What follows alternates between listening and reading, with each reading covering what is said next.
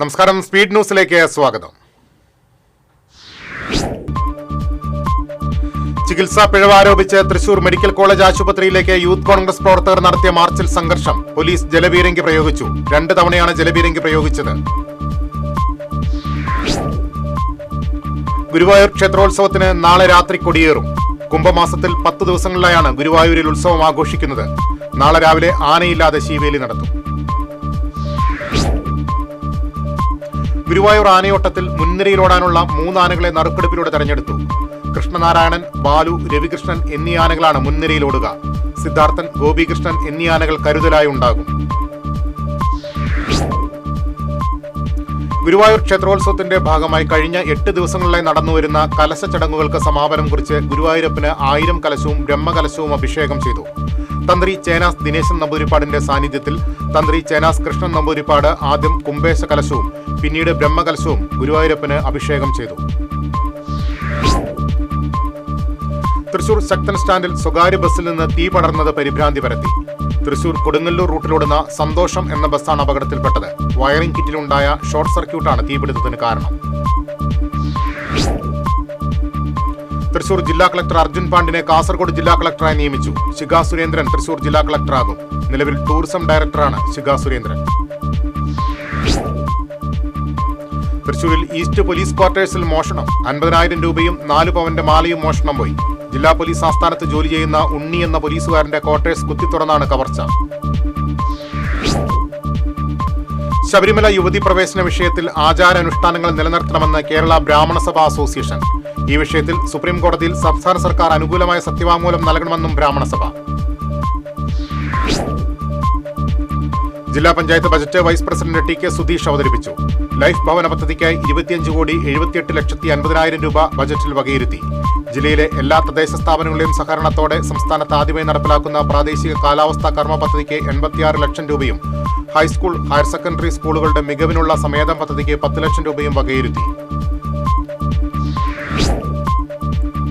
തൃശൂർ കോർപ്പറേഷനിൽ കഴിഞ്ഞ ദിവസം അവതരിപ്പിച്ച ബജറ്റ് ജനവിരുദ്ധമാണെന്ന് കോർപ്പറേഷൻ പ്രതിപക്ഷ നേതാവ് TR ഹിരൺ പറഞ്ഞു.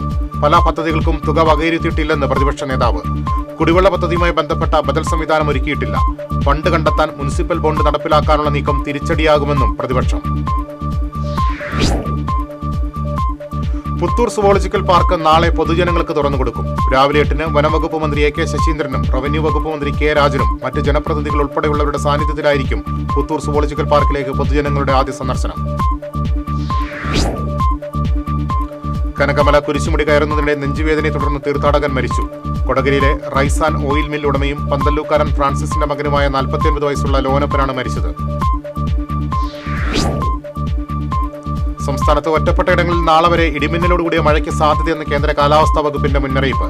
ശക്തമായ കാറ്റിനും സാധ്യതയുണ്ട്. മഴ സാധ്യത കണക്കിലെടുത്ത് ആലപ്പുഴ, എറണാകുളം നാളെ യെല്ലോ അലർട്ട് പ്രഖ്യാപിച്ചു. ഗുരുവായൂർ ദേവസ്വം ക്ഷേത്ര വാദികല വിദ്യാലയം സുവർണ ജൂബിലി ആഘോഷിച്ചു. പത്മശ്രീ പെരുവനം കുട്ടന്മാരാർ ഉദ്ഘാടനം ചെയ്തു. കൊടുങ്ങല്ലൂർ പുല്ലൂറ്റ് പുതിയ പാലത്തിന് പച്ചക്കൊടി. കനോലി കനാലിന് കുറുകെ നിലവിലുള്ള പാലത്തിന് സമാന്തരമായി കിഫ്ബിയുടെ സാമ്പത്തിക സഹായത്തോടെ 46.31 കോടി രൂപ ചെലവഴിച്ചാണ് പുതിയ പാലം നിർമ്മിക്കുന്നത്. മുല്ലശ്ശേരി പഞ്ചായത്തിന്റെ ദീർഘകാല പ്രസിഡന്റും CPM നേതാവുമായിരുന്ന ചേമ്പിൽ ചന്ദ്രന്റെ 5ാം ചരമവാർഷിക അനുസ്മരണം നടന്നു. CPM ജില്ലാ സെക്രട്ടറി KV അബ്ദുൽ ഖാദർ അനുസ്മരണ സമ്മേളനം ഉദ്ഘാടനം ചെയ്തു.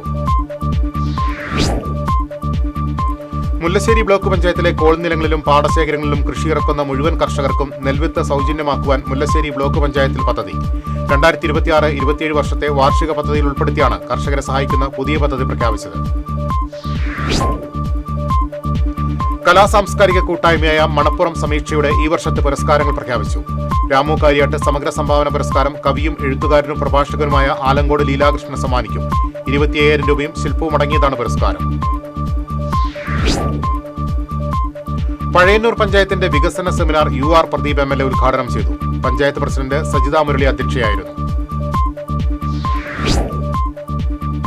CPM പഴയന്നൂർ ലോക്കൽ കമ്മിറ്റിയുടെ നേതൃത്വത്തിൽ അസുഖബാധിതർക്ക് ചികിത്സാ ധനസഹായം കൈമാറി. UR പ്രദീപ് MLA ധനസഹായം കൈമാറി. ജോലി വാഗ്ദാനം ചെയ്ത് കോലഴി പഞ്ചായത്ത് പ്രസിഡന്റ് NA സാബു 27.5 ലക്ഷം രൂപ തട്ടിയെടുത്തതായി പരാതി. അഞ്ചേരി സ്വദേശി എലുവത്തിങ്കൽ ഔസേപ്പും ഭാര്യ ലീനയുമാണ് ബന്ധു കൂടിയായ സാബുവിനെതിരെ പരാതിയുമായി രംഗത്ത് വന്നത്. പുതുക്കാട് തെക്കേത്തറവിൽ കുറുമാലിപ്പുഴയിലെ തോപ്പിൽ കടവിൽ അജ്ഞാത പുരുഷന്റെ മൃതദേഹം കണ്ടെത്തി. പുതുക്കാട് പോലീസ് മേൽനടപടികൾ സ്വീകരിച്ചു. മുല്ലശ്ശേരി പേനകത്ത് കഞ്ചാവ് ചെടി ബക്കറ്റിൽ വളർത്തിയ നിലയിൽ കണ്ടെത്തി. പേനകം മരക്കമ്പനിയുടെ സമീപത്തുള്ള കൽവർട്ടിനോട് ചേർന്നുള്ള റോഡരികിലാണ് കഞ്ചാവ് ചെടി കണ്ടെത്തിയത്. കോടാലി കൊരേച്ചാൽ ശ്രീദുർഗ സ്വയംഭൂ കിരാതപാർവതി ക്ഷേത്രത്തിലെ പ്രതിഷ്ഠാദിന ആഘോഷത്തിന്റെ ഭാഗമായി നാഗപൂജ നടന്നു. അഴകത്ത് മനയ്ക്കൽ വിഷ്ണു നമ്പൂതിരി, മേൽശാന്തി വെങ്ങിണിശ്ശേരി പുരുഷോത്തമൻ നമ്പൂതിരി എന്നിവർ കാർമ്മികത്വം വഹിച്ചു. ഇതോടെ സ്പീഡ് ന്യൂസ് സമാപിക്കുന്നു. നമസ്കാരം.